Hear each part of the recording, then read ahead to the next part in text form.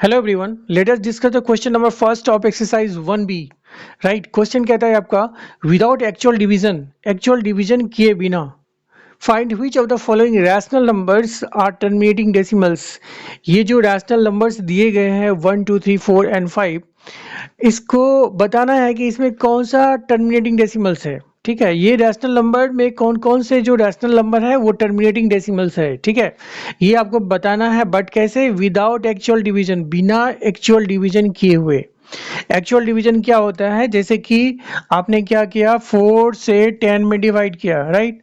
तो कितना होगा? 4 2 जा 8, कैरी 2.045 जा 20। ऐसे ही तो डिवाइड करते हैं हम, राइट?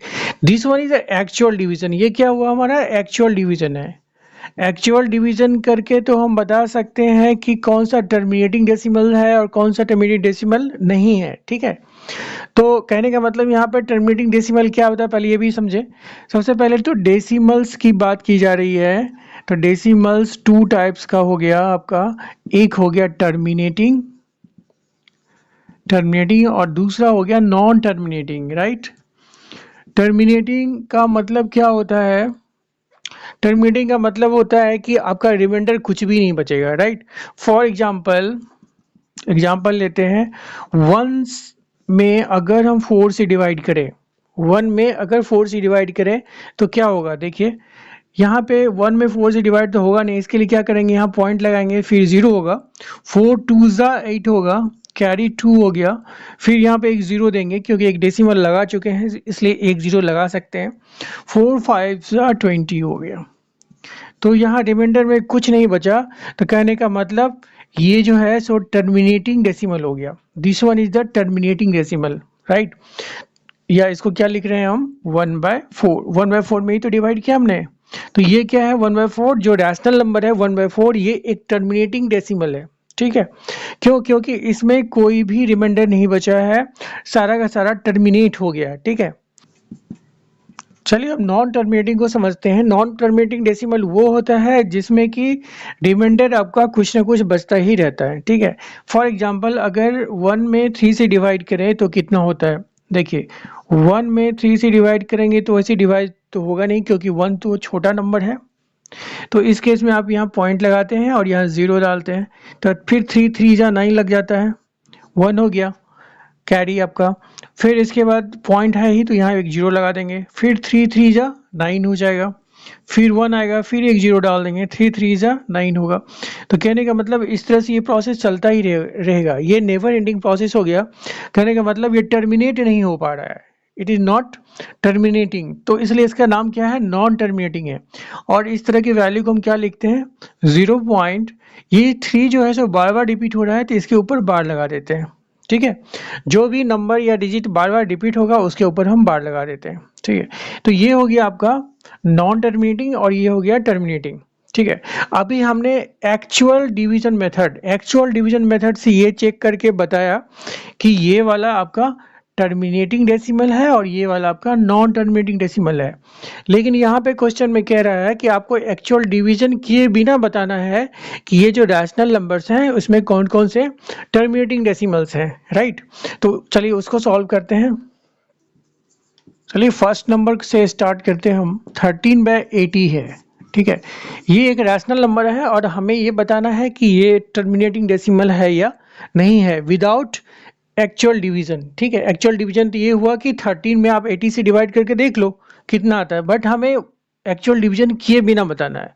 तो उसका तरीका ये है कि जो इसका डिनोमिनेटर है, डिनोमिनेटर कितना है यहाँ पे लिख दें, डिनोमिनेटर इक्वल्स टू 80 है।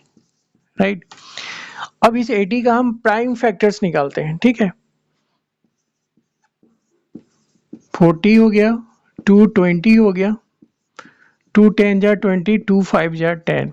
तो कहने का मतलब 2 2 जा 4, 2 जा 16, 2 जा 2 2 जा 4, 4 2 जा 8, 8 2 जा 16, 16 5 जा 80 हो गया। राइट, तो ये क्या होंगे? ये जो है इसके प्राइम फैक्टर्स हो गए ये सारे। अब प्राइम फैक्टर्स में अगर 2 और 5 है, ठीक है, या सिर्फ 2 ही है, तो उस केस में ये टर्मिनेटिंग डेसिमल होगा, जो भी रैशनल नंबर होगा। क्लियर? तो इससे हमें पता चल जाता है, तो यहाँ पे हम लिखेंगे it is a terminating decimal. it is a terminating decimals. क्यों? Because factors are of 2 and 5, right? Factors are of 2 and 5, 2 और 5 के ही फैक्टर्स हैं, तो इस वजह से ये क्या हो गया? टर्मिनेटिंग डेसिमल हो गया, राइट। सेकेंड नंबर 7/24 है। अब यहाँ 24 का निकालेंगे हम प्राइम फैक्टर्स।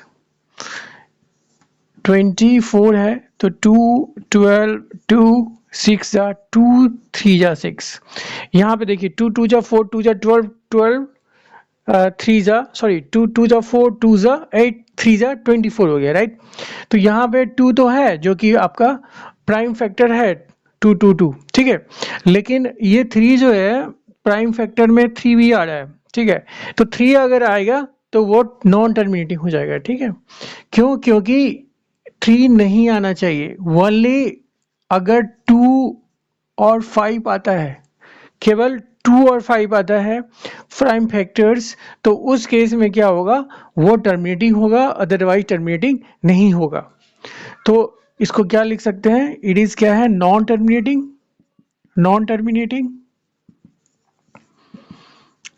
रीजन दे सकते हैं, बिकॉज रीजन उसे देना नहीं है, because 3 is also of prime factor, जो कि नहीं होना चाहिए, यहाँ बी कैप स्मॉल लेटर में होगा, राइट। तो which is a prime factor 3, जो कि नहीं होना चाहिए। सिर्फ और सिर्फ क्या होना है आपका? 2 और 5 होना है, इस चीज़ को ध्यान रखेंगे।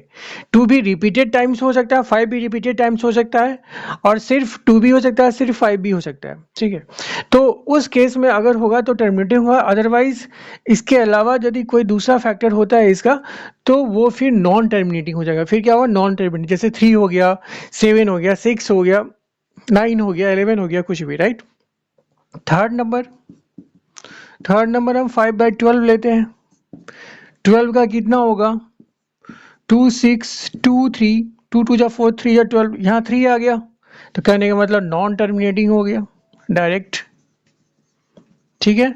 3 नहीं आना चाहिए, 3 आ रहा है, इसका मतलब वो नॉन टर्मिनेटिंग डेसिमल हो गया, non terminating decimal. Fourth number है आपका 31/375 है। और 31/375, 375 का अगर हम निकाले प्राइम फैक्टर्स तो कितना होगा? देखिए 3 से कीजिए, 3 1 जा 3 3 2 जा 6 3 5 जा 15। तो यहीं पे 3 एक फैक्टर आ रहा है, आगे तो हम करेंगे, बट ठीक है 5 आ रहा है, ये तो ठीक है, यहाँ तक तो ठीक है कि ये टर्मिनेटिंग डेसिमल हो जाता है, बट यहाँ पे 3 आ गया जो कि नहीं आना चाहिए प्राइम फैक्टर्स में, इसलिए क्या हो गया? ये फिर हो गया आपका नॉन टर्मिनेटिंग, ये हो गया आपका non terminating decimal, right. Clear हो रहा है आपको? फिफ्थ नंबर 16/125, और 16/125 है तो 125 का निकालना है आपको। 5 2 जा 5 5 जा 5 5, सिर्फ 3 टाइम्स 5 आया, 5 5 जा 25 25 5 जा 125। तो यहाँ पे 5 अगर सिर्फ हो तो क्या होगा? टर्मिनेटिंग होगा। यहाँ पे तो 3 है नहीं, 3 किस केस में आ रहा था? इस केस में आ रहा था, तो कहने का मतलब ये हो गया आपका terminating decimal, terminating decimal. I think आपको क्लियर हो गया होगा। फिर भी अगर आपको कोई डाउट होगा तो आप कमेंट में पूछें, ठीक है। Okay, thank you so much. और अगर चीज़ें समझ में आ रही है तो चैनल को सब्सक्राइब करें, शेयर करें, लाइक करें। Thank you so much.